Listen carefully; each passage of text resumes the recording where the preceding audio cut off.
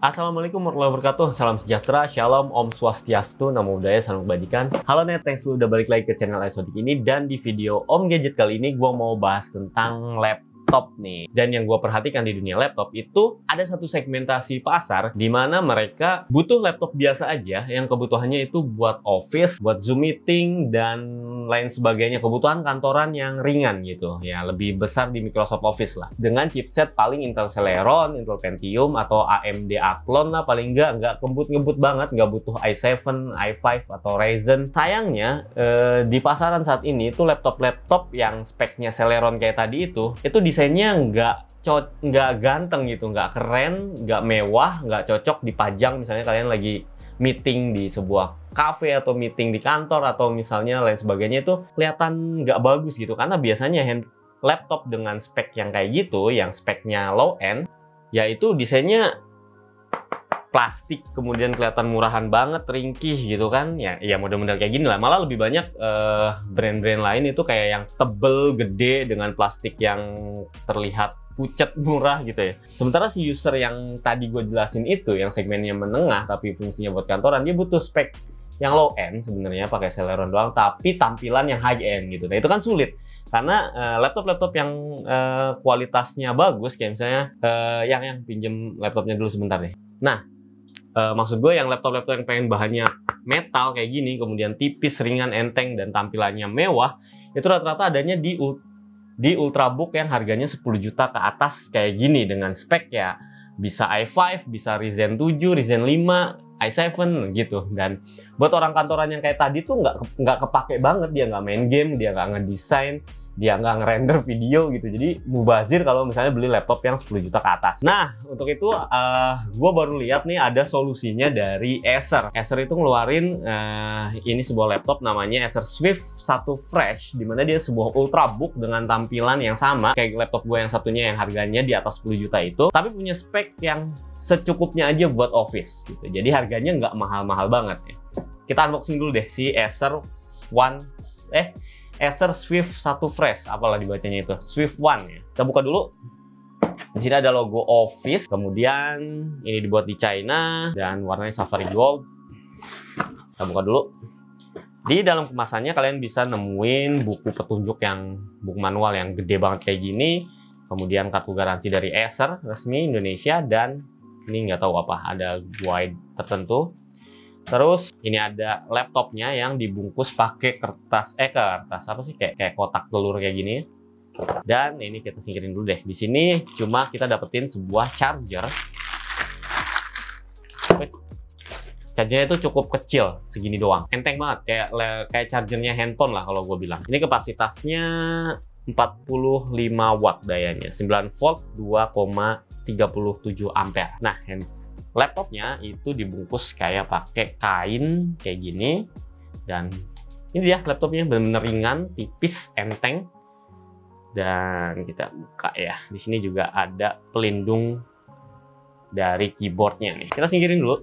Nah, ini dia laptopnya Acer Swift 1 Fresh. Dan sebelum kita bahas lebih lanjut, gua mau kasih tahu harganya dulu. Ini pas di launching itu harganya 6,7 juta, 6.699.000 ya. Kalian bisa lihat detailnya di sini. Tapi sekarang sih bisa dibeli di e-commerce dengan harga yang gua lihat di Tokped segala macam itu harganya lebih murah dari saat harga launchingnya ya. Tapi masih di sekitar 6 jutaan. Cukup mahal untuk sebuah laptop yang spesifikasinya entry level kayak gini, lebih mahal daripada laptop-laptop brand lain atau laptop Acer yang lainnya. Tapi nanti kita kupas satu-satu kenapa dia harganya lebih mahal, dan menurut gue sebenarnya itu masih dalam batas yang sangat worth it. Pertama kita bahas desainnya dulu. Desainnya tuh kayak gini, kotak, minimalis, nggak ada ornamen apa-apa, bener-bener simple. Dan inilah yang membuatnya terlihat mewah, karena bahannya juga terbuat dari full metal. Ini aluminium, atas, samping, kanan, kiri, belakang, dalamnya juga itu bener-bener full aluminium, kecuali di frame layar yang masih plastik. Terus dia juga punya warna yang menurut gua keren banget. Ini warnanya Safari Gold namanya yang gue pilih. Ada dua varian warna lain, ada silver dan juga ada sakura pink kalau nggak salah. Dan goldnya ini menurut gue bener-bener beda ya, di luar ekspektasi gue, dimana gue pikir goldnya tuh akan kayak si brand sebelah ya, brand buah itu. Jadi goldnya nggak gold banget, malah ini lebih kayak ke silver atau abu-abu yang agak kekuningan gitu. Jadi soft banget warna goldnya dan nggak malu-maluin, nggak norak gitu. Keren sih menurut gue goldnya. Di sini ada logo Acer juga di tengah-tengah yang pakainya emblem deboss gitu dengan aksen metalik silver. Ini ya udah, ini kelihatan banget kalau kayak laptop mahal, sama kayak tadi laptop yang 10 juta ke atas gitu. Ukurannya ini mirip-mirip sama kayak laptop yang 13 inci, tapi layarnya 14 inci karena mungkin bezelnya tipis jadi lebih compact aja gitu. Terus ringan banget, 1,3 kg bobotnya, dan kalau sama si chargernya tadi cuma beberapa puluh gram aja, nggak nyampe ratusan gram. So itu enteng banget dan nggak ngebebanin kalian kalau misalnya dipakai atau dibawa sehari-hari, setiap hari gitu di tas. Dan emang ditujukannya buat mobilitas tinggi ya, ultrabook kayak gini gitu. Terus di bagian belakangnya juga desainnya bener-bener simple karena ini cuma ada 2 lubang speaker sama karet-karet kaki ya. Dia nggak ada lubang grill sama sekali karena ini fanless alias nggak ada fan-nya. Terus kita lihat di posisi samping-sampingnya itu ada port yang cukup lengkap. Ini ada port power yang menurut gue cukup jadul karena dia masih pakai yang bulat ya, nggak pakai USB Type-C powernya. Cuma di sini dia sediain juga satu slot USB atau port USB Type-C. Ada 2 port USB 3.1 di kanan dan di kiri. Kemudian juga ada port HDMI masih utuh meskipun desainnya slim, tapi masih bisa nempatin port USB dan HDMI yang utuh. Terus ada port audio juga, jack audio 3,5 mm, dan ada lubang Kensington lock. Di bagian depannya benar-benar slim, nggak ada apa-apa. Terus kita coba buka ya, pakai satu tangan. Nah, seperti yang gue coba sebelumnya juga, ini nggak bisa dibuka pakai satu tangan, mesti 2 tangan begini. Karena dia itu bobotnya ringan, jadi bagian bawahnya akan ikut keangkat kalau lu angkat bagian layarnya pakai satu tangan doang. Ini hinge-nya itu ada karet gitu Nets, karena ini hinge-nya juga berfungsi sebagai penahan atau kaki dudukan si laptopnya. Jadi pas diangkat gini, dia akan membentuk suatu sudut tertentu yang membuat keyboardnya jadi lebih miring, jadi lebih enak buat ngetik. Sayangnya ini laptop masih belum bisa dibuka sampai 180 derajat kayak ultrabook kekinian lainnya. Tapi cukup lah, ini sudutnya udah paling pas buat ngetik di meja kayak gini nih Nets. Dan kita beralih ke keyboardnya, standar ya, layoutnya itu sama kayak keyboard 14 inci yang lainnya, tidak ada number pad di sampingnya. Tapi uniknya dia ukuran keynya, ukuran tombolnya itu kecil-kecil. Nah, karena ukurannya kecil-kecil, maka jarak antar tombolnya itu lebar-lebar banget. So ini cocok banget buat kalian yang mau ngetik cepet karena nggak akan ketukar antara satu huruf dengan yang lainnya. Soalnya jaraknya itu, jedanya itu lebar-lebar. Untuk diketiknya juga enak banget. Tadi gua udah cobain banyak. Nah, di keyboardnya juga ada backlit. Jadi backlit-nya ada 3 tahapan cahaya, ada mati, sedang, sampai yang terang banget. Dan itu cocok kalau misalnya lu lagi ngetik malam-malam di kamar atau yang ya membutuhkan cahaya yang redup, jadi kalian ngetiknya tetap bisa kelihatan gitu. Yang gue nggak suka dari tombolnya, yang pertama adalah tombol power ini. Kenapa diposisikan di pojok kanan atas yang menyatu sama layout keyboard? Ini sering banget ketekan karena gue pikir ini tombol delete. Serius, kalau kalian sering ngetik pasti yang pojok sini kan delete ya, ini jadinya tombol power. Untungnya si Acer membuat pengaturan kalau misalnya tombol power ini kepencet sebentar, dia nggak akan ngaruh apa-apa. Kalau dipencetnya agak lama baru dia turn off gitu. Dan ini untuk mengurangi accidental klik ya kalau misalnya lagi ngetik. Cuma lebih bagus lagi kalau tombol powernya itu dipindah ke yang fingerprint ini aja gitu, atau di samping atau di atas ini biasanya. Itu akan lebih bagus lagi kalau terpisah dari keyboard. Yang kedua gue nggak suka adalah di tombol arrow-nya, di tombol panahnya yang kanan kiri, kenapa digabung dengan tombol peg down dan peg up. Walhasil ketika gue lagi navigasi sering ketekan tombol peg down atau peg up, padahal maksud gue adalah geser kanan atau geser kiri gitu nih. Dan ini ganggu banget serius. Kenapa ini nggak dihilangin atau ya udah dihilangin aja gitu, nggak penting-penting banget, tapi taruh di atas ini nih. Itu sih yang gua nggak suka Net, dan mungkin bisa jadi diperhatiin lagi sama Acer supaya lebih nyaman lagi penggunaan usernya menggunakan laptop-laptop buatan mereka gitu. Di bawahnya ada fingerprint ya, fingerprint bagus lah buat login lebih cepat Windows Hello ya nggak. Terus di bawah keyboard itu ada touchpad, dan sayangnya ini khas entry level. Touchpadnya tuh bentuknya ukurannya kecil, dan meskipun ini touchpad yang solid, bahannya solid banget. Dikliknya juga enak, terus bisa gestur 3 jari, kemudian 2 jari kayak gini, dan gesturnya cukup presisi. Cuma ya gimana ya, bagus sih sebenarnya ini touchpadnya, cuma kurang luas aja gitu, kurang gede lah gitu. Cocoknya kalau Ultrabook ini kan touchpad-nya juga gede gitu ya. Jadi bener-bener nggak bawa-bawa mouse lagi gitu. Pakai ini doang lebih nyaman. Tapi so far yang gue cobain sih ini presisi banget dan sensitif banget. Bagus lah. Bukan yang ecek-ecek kayak laptop-laptop yang 5 juta ke bawah. Oke, sekarang kita lihat bagian layarnya ini yang menurut gue luar biasa nih, Nets. Bagian layar juga sangat diperhatikan Acer. Ini bahannya IPS, ukurannya 14 inci, dan yang paling keren itu udah Full HD 1080p, layaknya sebuah laptop mahal. Selain itu juga colornya mendukung sampai 75% NTSC, so warnanya akan jauh lebih terang, jauh lebih bagus dibanding laptop-laptop lain. Bahkan mungkin di kelas harganya masih banyak yang pakai panel TN. Ini udah IPS, jadi kalau dimiringin gini-gini itu nggak berubah warnanya. Kecerahannya juga mantap sampai 300 nits, so ini cocok banget buat nampilin konten-konten visual kayak nonton film, YouTube segala macem, atau misalnya bikin presentasi yang warnanya lebih ngena, wah gitu ya, lebih keren gitu, lebih menarik perhatian orang yang kalian presentasiin. Bezelnya juga tipis kanan kirinya, makanya ini ukurannya mirip-mirip laptop 13 inch, dan bagian bawah, bagian atas itu ada webcam dan 2 lubang mic. Webcamnya masih 720p. Terus di bagian bawahnya itu ada sedikit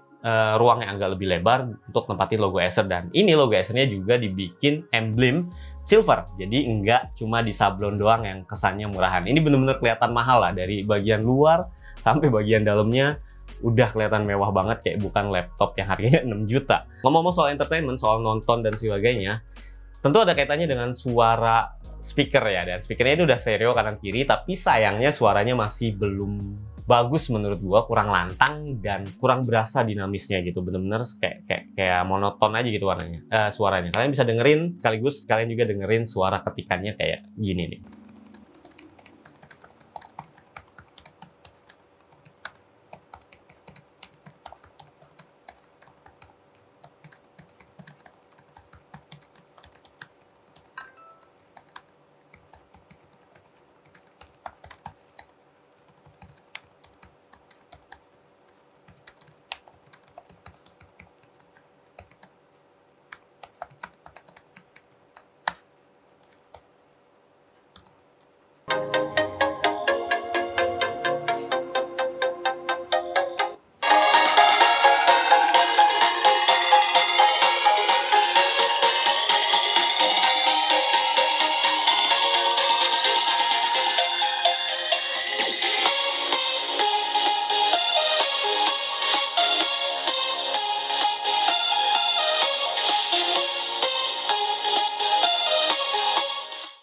Nah, itu dia. Next, sekarang kita mau bahas tentang performa dan spesifikasi. Untuk chipsetnya dia pakai Intel Pentium Silver N6000 series yang terbaru ya, 2021. Jadi ini lebih baik dibandingkan Intel Celeron N3350, N4020, pokoknya lebih up lagi. Memang masih Pentium, belum sampai Core i3 atau segala macamnya seperti laptop kelas di atas 6 juta yang lainnya, cuma yaitu imbas karena dia pakai desain yang benar-benar premium kayak laptop puluhan juta. Makanya chipsetnya diturunin di kelas N6000 doang.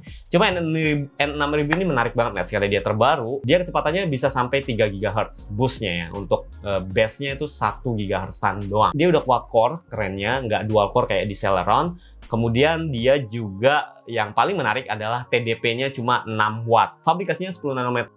Dan TDP 6 watt itu bener-bener hemat daya banget, sehingga laptop ini cocok buat dibawa kerja seharian dan nggak perlu ngecas gitu, karena baterainya pasti bakalan awet. Chipsetnya bener-bener rendah daya banget gitu, 6 watt. Dan karena rendah daya 6 watt doang, maka dia tidak menghasilkan panas yang berlebih gitu. Ini bagusnya. Karena dia tidak terlalu panas, maka dia juga bisa bikin desain yang tanpa kipas begini. Ini nggak ada kipasnya, bener-bener cuma pakai heat pipe doang mungkin, atau misalnya pakai thermal doang. Jadi bener-bener nggak pakai kipas, so nggak ada suara sama sekali ketika dioperasikan. Dan ini silent banget, cocok banget buat ngetik malam-malam ketika yang lain tidur, kita ngetik masih nggak ganggu gitu suara. Kalau kita pakai laptop yang prosesornya cukup kenceng kan biasanya kipasnya juga ikutan kenceng ya. Nah ini nggak ada kipas sama sekali, so emang bener-bener nggak ganggu lah. Untuk VGA-nya itu pakai onboard barengan CPU-nya yaitu Intel UHD, sudah cukup buat nonton-nonton konten-konten yang ditampilin di layar Full HD yang beningnya ini. RAM-nya 4 GB DDR4. Memang cuma 4 GB, tapi itu nggak mubazir sih dibanding 8 GB. Toh ini tidak dipakai atau tidak diperuntukkan untuk kerjaan yang berat-berat. Kemudian yang ini yang menarik, internal storage-nya atau misalnya penyimpanannya itu pakai SSD, udah jenis yang NVMe dan kapasitasnya itu gede banget, 512 GB. Biasanya laptop yang sekelasnya itu masih ada yang pakai SSD yang SATA mungkin, atau malah ada yang hard disk, dan yang pakai SSD pun paling cuma 256 GB. Ini udah 512 GB ditambah pakainya NVMe, dan ini setelah gua tes kecepatan baca tulisnya bisa sampai 2,5 GB per second. Itu kenceng banget, kayak mau dipakai buat gaming atau dipakai buat render video gitu, padahal ini cuma office doang, tapi itu bagus. At least ketika ada case kalian harus copy data untuk presentasi, untuk meeting, dan copy data untuk project kan segala macam itu dilakukan dengan cepat di laptop ini. Tambah ada USB Type-C dan USB 3.1 juga kan, tuh jadi lebih cepat lagi. Next, untuk baterainya itu sebenarnya di laptop yang setipis ini, sekecil ini atau seringan ini, baterainya kapasitasnya nggak gede-gede banget kayak di laptop gaming. Itu cuma 47 watt hour kalau nggak salah, dan asiknya karena pakai Intel Pentium Silver yang 6 watt tadi, yang sangat rendah daya, maka laptop ini bisa dipakai sampai 15 jam. So, seharian lu kalau nggak bawa charger masih bisa untuk dibawa kerja seharian. Ditambah kalau bawa charger juga nggak apa-apa sih, orang chargernya enteng. Chargernya meskipun enteng tapi udah 45 watt, udah fast charging. Jadi ini dicas sekitar 30 menit udah bisa buat pemakaian sampai 4 jam. Jadi benar-benar hemat daya banget. Cocok banget lah bener-bener buat dibawa mobilitas tinggi gitu, bawa kerja seharian di luar ataupun di kantor, tapi nggak usah pakai colok-colok lagi juga masih awet. Nah, dari segi software ini Acer Swift One ini udah disertai dengan Windows Home original, Windows 10. Terus ada bonusnya juga, yaitu Microsoft Office Home and Student (OHS) itu free, bisa dipakai timeless atau unlimited, bisa dipakai seterusnya.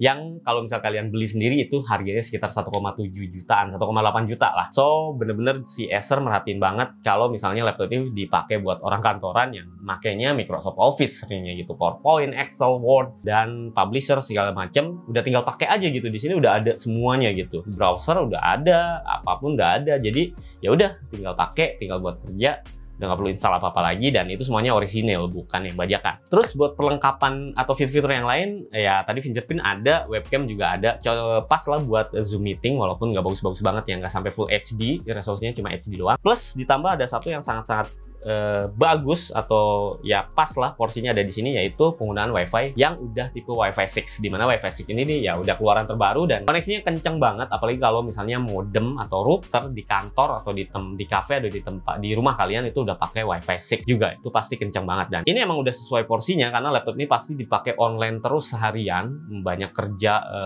work from home, kemudian work from cafe lah atau lain sebagainya, itu pasti butuh koneksi yang cepat dan udah disupport banget pakai WiFi 6 di Acer Swift One Fresh. Sekarang gue mau ngomongin soal kesimpulannya. Laptop ini memang laptop entry level dari segi spesifikasi chipsetnya atau prosesornya, tapi harganya mendekati harga yang middle. Kenapa? Karena dia laptop yang entry level yang buat office doang, tapi punya desain seperti laptop yang sangat mahal atau ultrabook yang di atas 10 juta. Jadi kesimpulannya laptop ini menurut gue worth it banget dan laptop yang nggak mubazir. Karena kalau kebutuhan lu emang buat office doang, tapi lu butuh gaya gitu, butuh tampilan yang mewah, nggak usah beli laptop mahal yang pakai i7, pakai Ryzen, yang nggak kepake sebenarnya karena lu nggak ngedesain, nggak ngerender video atau nggak ngegame. Coba pakai ini aja dan udah pede banget gitu tampilannya. Pasti orang nggak akan ngira lah kalau misalnya ini diotaki sama Intel Pentium doang. Selain tampilannya, fitur-fitur esensialnya juga emang bener-bener dipakai dan mirip sama handphone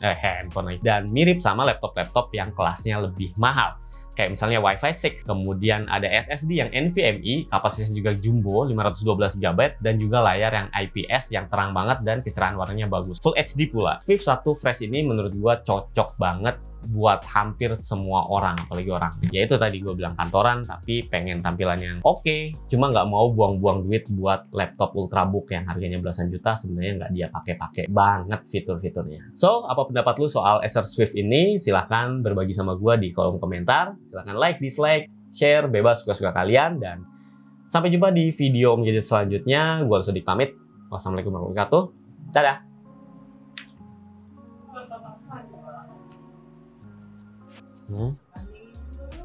Laptop apa? Ya udah ketinggalan banget.